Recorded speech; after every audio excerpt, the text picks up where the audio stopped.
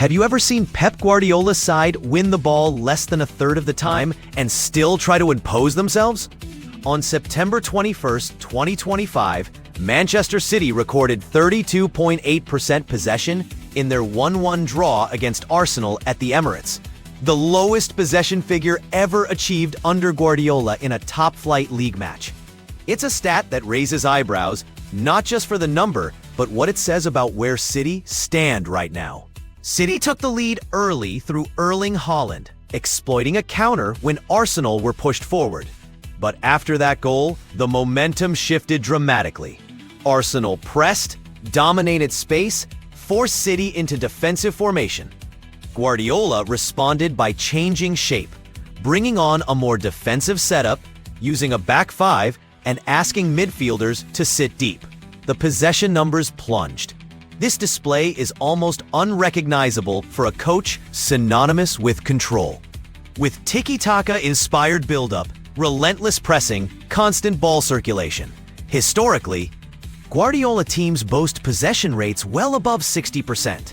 To drop to under 35% is not just unusual, it's a red flag.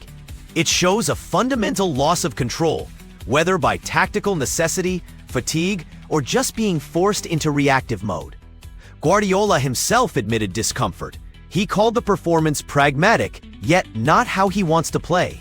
He acknowledged that City were pushed into defensive posture, partly due to a tight schedule, recent Champions League clashes, and injuries, but admitting pragmatism doesn't erase what fans and analysts see as erosion of dominance, of consistency, of identity. City's aura of control is under pressure. This match followed a string of troubling results.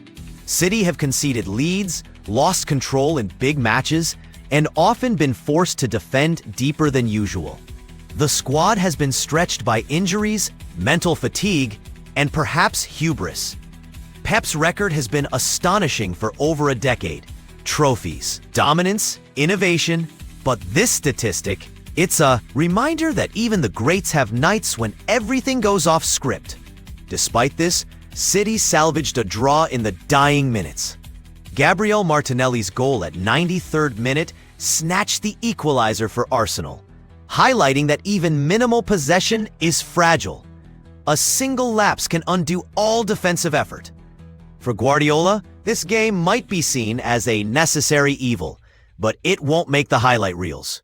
So what does this mean for Pep and Manchester City moving forward? Will this low possession stat force him to rethink tactics?